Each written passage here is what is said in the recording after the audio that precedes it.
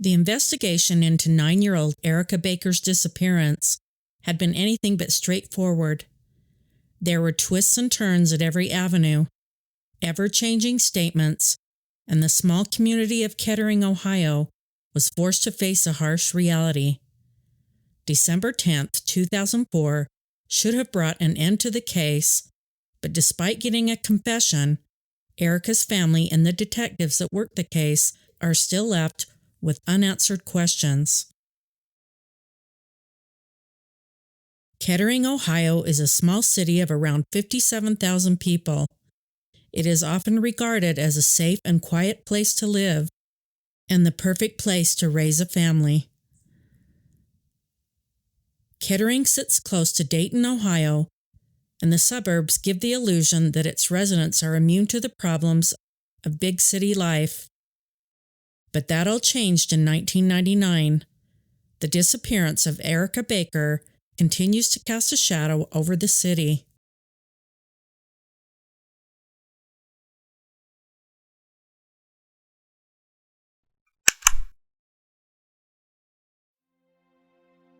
To understand Erica's disappearance and its impact on the community, we first need to understand who Erica was.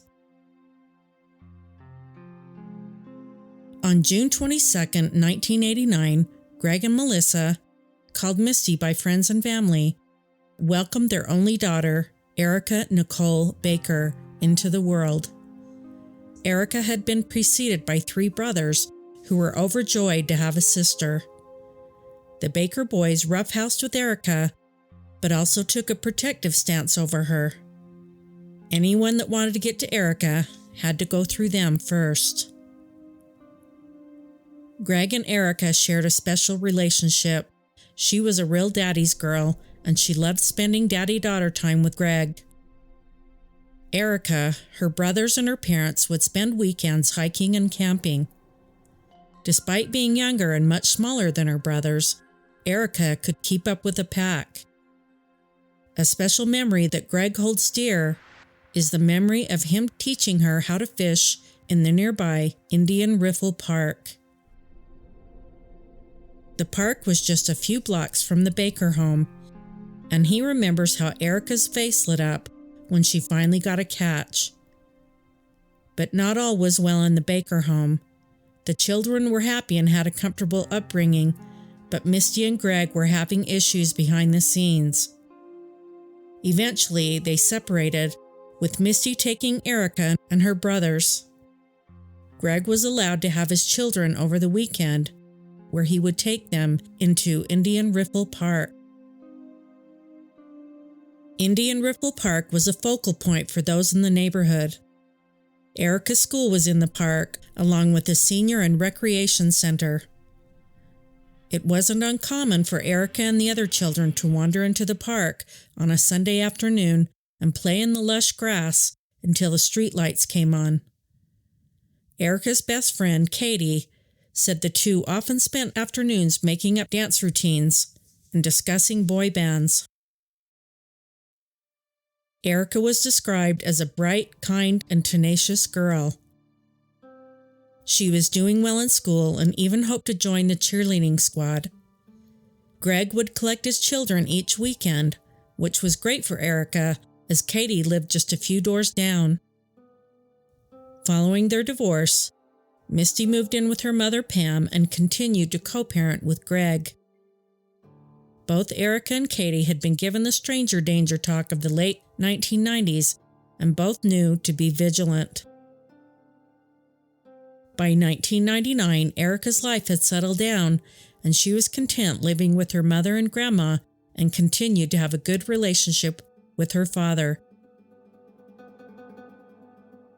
One drizzly February afternoon would change the lives of the Bakers forever, and the investigation that followed would be a tangled web of lies and deceit.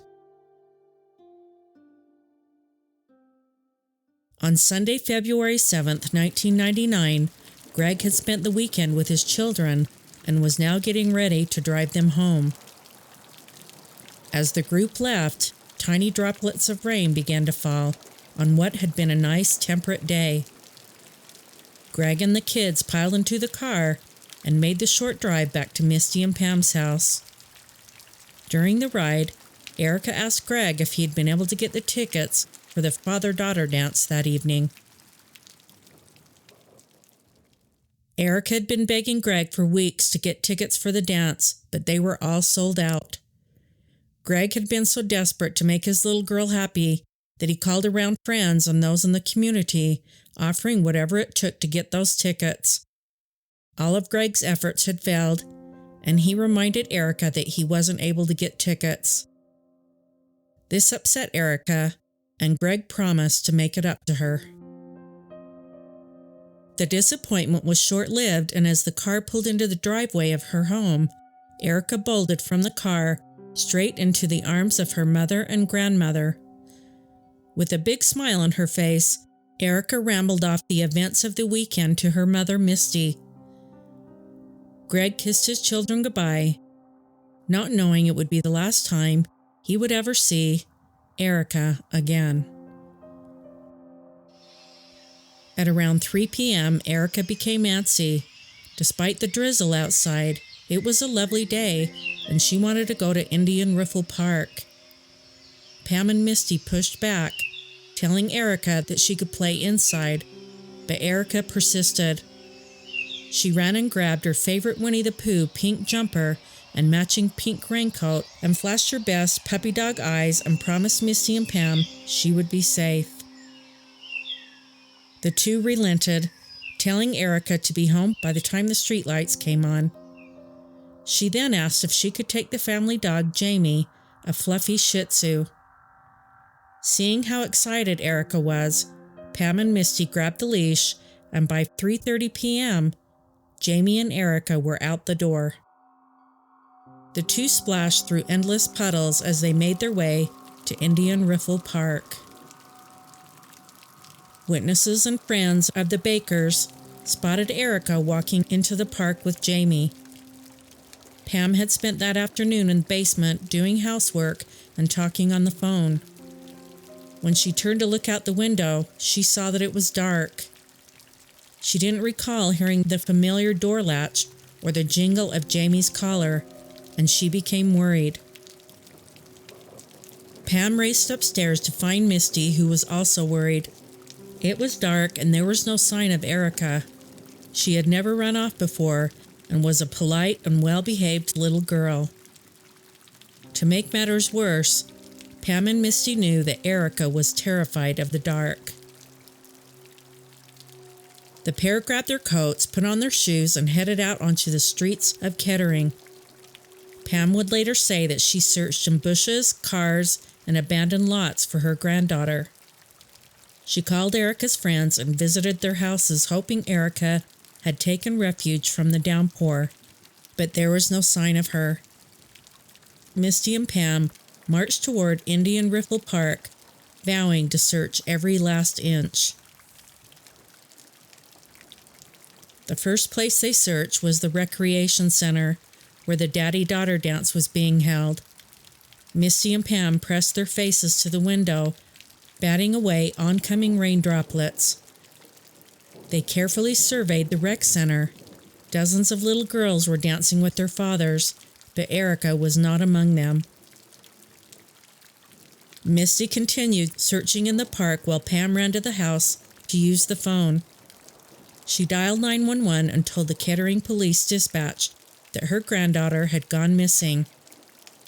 Within minutes, Pam saw flashes of blue and red at the window, and then the knock on the door came. Detective Bob Green hadn't been with the force long when Erica disappeared. Despite being a junior cop, he would play a major role in the investigation. Erica's family have praised Detective Green's efforts over the years, and although he is now retired, he is still heavily invested in the case. He wasn't the only one who had received a call about Erica's disappearance. Just as Greg was settling in for the evening, the phone rang. Misty relayed to him every parent's worst nightmare. Their little girl was missing. The Kettering Police Department took the call seriously.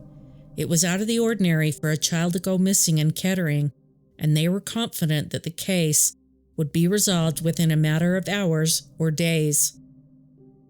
Detective Green and his team arrived at Misty and Pam's house later that evening.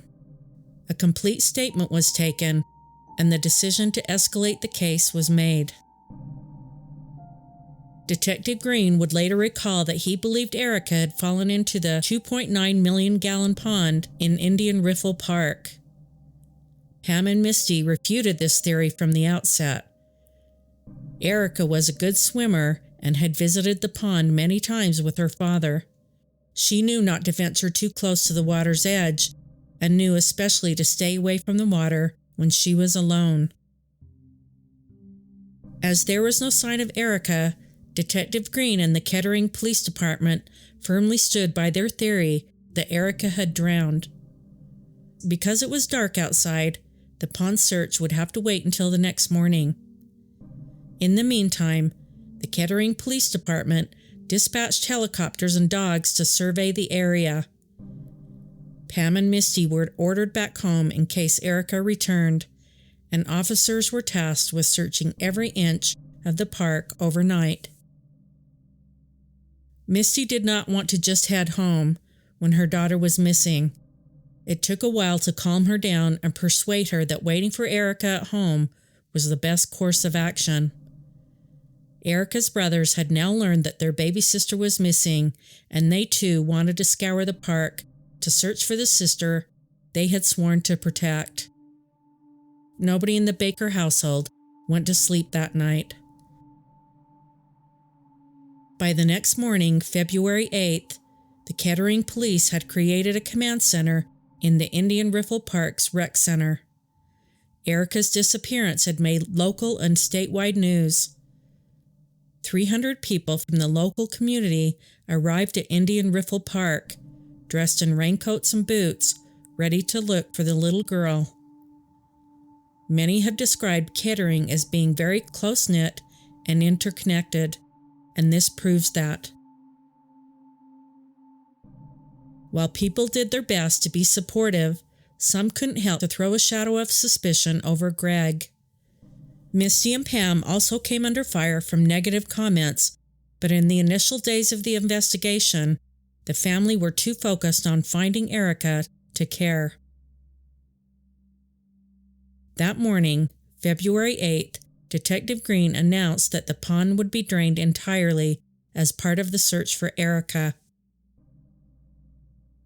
The Kettering Police Department, Fire Department, and other agencies readied themselves for the task ahead.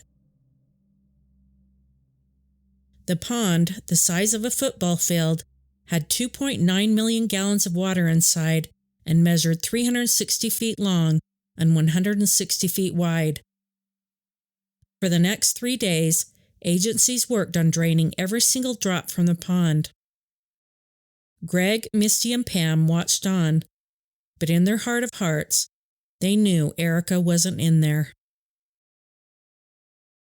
Detective Green would later say that he was 99% certain that Erica had drowned, so it came as a total surprise to him when no sign of her was found.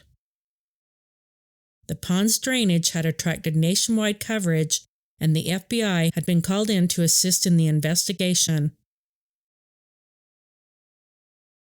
Officers from all agencies worked 16 hours a day, sometimes 7 days a week.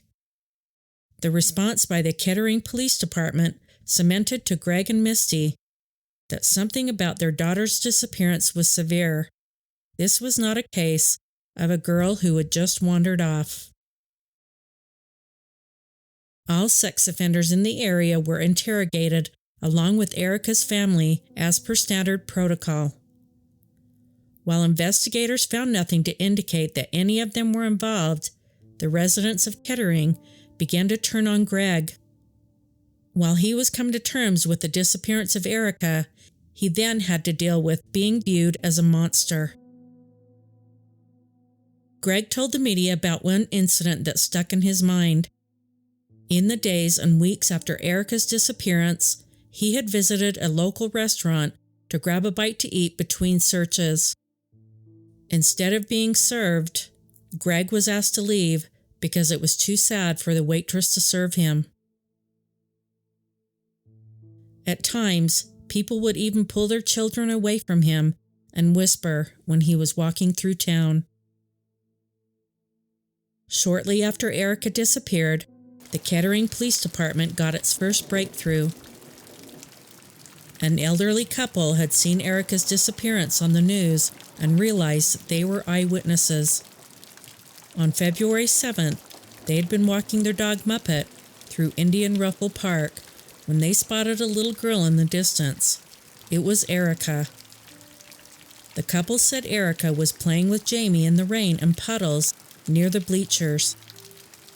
They told investigators that they looked away for one moment, and in that moment, Erica disappeared.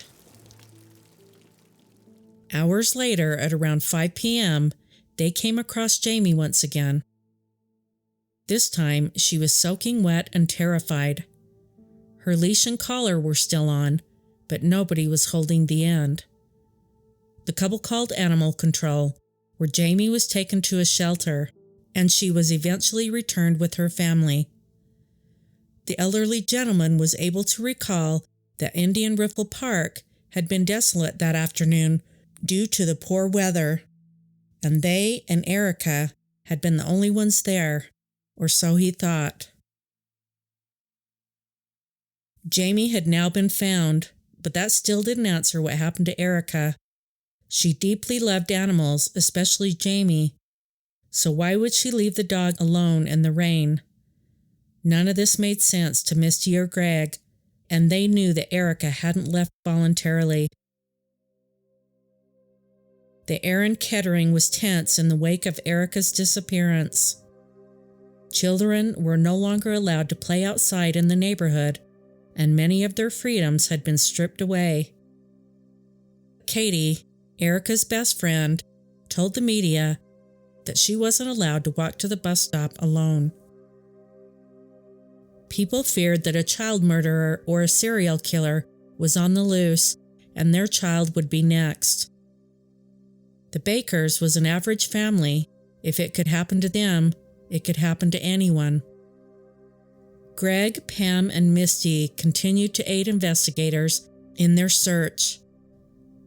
Pam helped to man the phone lines at the rec center, which had been created by the FBI and the NCMEC, National Center for Missing and Exploited Children.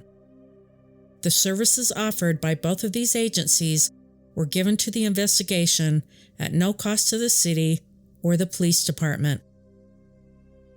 Months passed without any progress in Erica's case. Pam, Misty, and Greg were now slowly coming to the realization that Erica wasn't coming home. Her 3 older brothers had the news broken to them, and they were shattered. Erica's classmates mourned her loss, and the classroom always had an empty desk. Pam continued her efforts at the command center, and June 22, 1999, marked Erica's 10th birthday. This was the first birthday they had celebrated without her. The group gathered at the command center, singing happy birthday around a cake Misty had bought. She cut the first slice and wrapped it into some napkins. She told her mother that she was going to freeze the piece so that when Erica came home, she could eat it. Amidst the celebration of Erica's birthday, officers manning the phones received a phone call. The anonymous caller urged them to look further into a man named Christian John Gabriel. Christian Gabriel was well known to the Kettering Police Department, as was his girlfriend Jan Franks. The two were known to use drugs and picked up dozens of minor charges between them. Gabriel had already been interviewed concerning Erica's disappearance, but this interview revealed very little. What he did tell investigators was that on February 7th, he, Jan Franks, Clifford Butts, and Clifford's wife were hanging out in the parking lot of the Meyer supermarket in Kettering. The four had been shoplifting in order to fund their addictions and according to Gabriel, they had gone their separate ways. His version of events would change numerous times throughout the years, and this was merely the first iteration of what happened that day. The pressure against Gabriel was building, and in July 1999, Detective Green received a call that would change the course of the case. It was Clifford Butts, who was currently in prison. Clifford told Detective Green he wanted to talk to him. The two men stared each other down before Clifford finally decided to speak. He told Detective Green that Gabriel had pointed out one of Erica's missing person posters to him and confessed to killing her on February 7th, 1999. Off the back of this unexpected interview with Clifford Butts, Detective Green requested an interview with Gabriel, and the two spoke back and forth for hours. Gabriel was a tough cookie to crack. He continued to maintain his innocence, telling Detective Green and other officers present that he had no idea what had happened to Erica. Detective Green was known for his excellent interrogation skills and his ability to dig for the truth. He knew that if he wanted the truth from Gabriel, it would take much more than an interview and a lie detector test. By the 2000s, Gabriel had moved away from Kettering to Jeffersonville, Ohio, and had begun living with a new girlfriend who had no idea about his connection to the Erica Baker case. In a bid to rattle Gabriel, Detective Green and his team flooded the area where they lived with Erica's missing person posters. One afternoon, Gabriel's girlfriend received a knock at the door. It was Detective Green. The woman, who has never been named publicly, politely welcomed Detective Green into her home. She had heard of Erica's case through the local news, and like everyone else, she wanted to help out however she could. The two went through the kitchen into the living room, and Detective Green noticed Erica's missing person poster pinned on the fridge. The woman explained that she had placed the poster on the fridge as a reminder to watch out for Erica. She also explained that she and Gabriel had met in the early 2000s and had a child together, but he had been unable to shake his old habits of crack cocaine and stealing. Gabriel's relapse led him to sell his own son's toys and steal from his uncle to fund his addiction. These charges landed him in prison once again, and his girlfriend was left to pick up the pieces. It was during this charge that Gabriel told his girlfriend she deserved to know what was going on. In another call, Gabriel's girlfriend said to him that she had been visited by Detective Green, which rattled Gabriel. Detective Green had been watching all of this from the sidelines. With Gabriel behind bars, he knew that he couldn't run away this time. On December 10th, 2004, Detective Green paid Gabriel another visit. It was during this interview that Gabriel's story changed yet again. In this iteration of events, he told Detective Green that on February 7th, 1999, he, Jan Franks, and Clifford Butts had been in the van at Myers that day. The group had gotten together to shoplift and smoke crack, which they are assumed to have done in the parking lot. After they stole from Meyer, the group planned to head back to Gabriel's apartment to smoke more drugs. Gabriel was the one behind the wheel, and the group set off, but as they reached Glengarry Drive, they heard something hit the van. Terrified, the group poured out of the van to see the body of a little girl on the ground. It was Erica. Gabriel was able to describe Erica and Jamie accurately and insisted to Detective Green that it was an accident. He later told him that Erica walked out in front of the van, giving him no time to stop. Instead of calling for help, the group decided to throw little Erica's body into the truck and continue their journey to Gabriel's house. The group went to his apartment and smoked crack cocaine, all while Erica's body lay in the back of his van. Once their appetites had been satiated, they returned to the van. Gabriel and Jan Franks confirmed to each other that Erica hadn't moved the entire time they had been in their apartment. Once they were satisfied that she was dead, Jan Franks hopped into the driver's seat and took charge of the situation. Gabriel also told Detective Green that Jan forbade them from taking Erica to a hospital, saying it would cause them serious trouble. Detective Green was eager to speak with Jan Franks, but there was just one problem. She died in 2001 of an overdose. The Kettering Police Department had interviewed Franks in the months after Erica's disappearance, but like Gabriel, she had been a tough cookie to crack. Her lawyer, Beth Lewis, maintained a wall of silence, urging Franks not to say anything. Franks followed Beth's advice, and the interviews quickly went nowhere. With Franks out of the picture, Detective Green had no choice but to believe what Gabriel was saying. The two chatted back and forth for hours after Gabriel confessed to hitting Erica with his van. As you will see, Gabriel is an unreliable narrator. He told Detective Green that after they had smoked crack, Jan Franks drove the group to Huffman Dam with Erica's body in tow.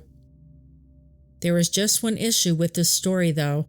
As investigators would come to find out, Jan Franks couldn't drive a manual car, which the van was. Gabriel flip-flopped between different locations where Erica's body could have been buried. At first he said Huffman Dam, then he said Cedar Creek State Park. He told Detective Green he had stayed in the van while Erica was buried, but then promised to take him to her final resting spot. Gabriel's stories were wildly inconsistent. How could he lead them to the body if he was in the van the whole time? He told Detective Green that he waited in the van for around 30 minutes and the group took a particular path. How would he know that unless he was there? A few hours into the interview, Gabriel requested a bathroom break. As he got up to leave, he turned to Detective Green and asked, "What would I get for tampering with evidence, gross abuse of a corpse, and vehicular manslaughter?" Detective Green took a deep sigh of relief. He had finally elicited the confession he had been looking for years. Detective Green also discovered that the van that had been used in the crime had been sold by Gabriel on February 23, 1999, just weeks after Erica disappeared. The van was seized and searched, but no conclusive DNA evidence was found to link Erica to the van. Days after the interview, Gabriel met with Detective Green again, this time to write a confession. Part of it reads, "Well, we were driving down a street, probably about 25 to 30 miles per hour. I was talking to Jen, looking over at her, and then heard something hit the van. We got out and didn't see anything around the van until I looked under it and discovered it was a little girl. This has been hurting me for so long. I am really sorry, Mr. and Mrs. Baker, for what has been done.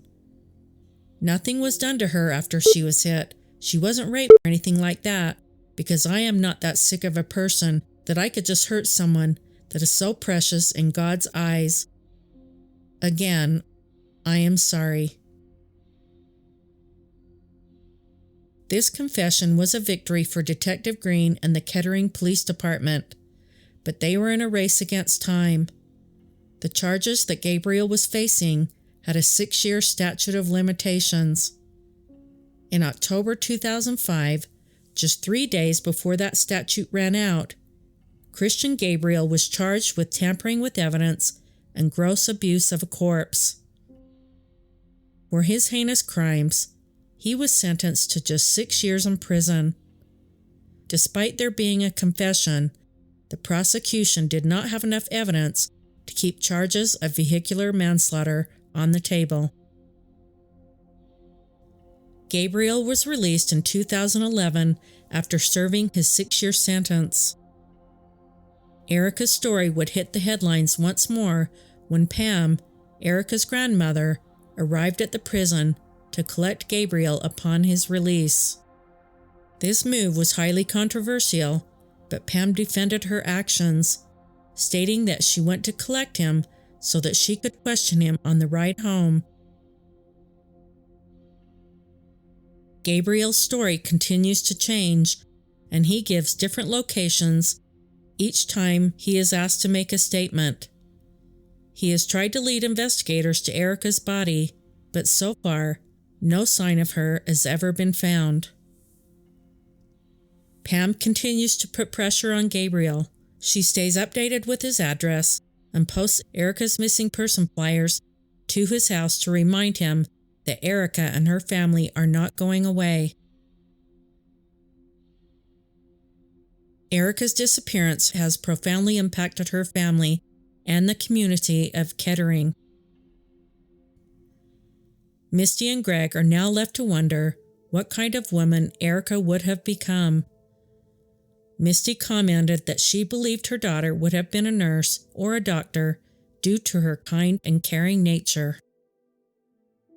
Several new searches have been conducted in Huffman Dam, Cedar Creek Park, and other areas, but no sign of little Erica has ever been found. Bob Green is no longer a member of the Kettering Police Department, but that hasn't stopped him from pursuing Erica's case. He vows never to let Erica's case die and hopes he will soon bring her body home to her family.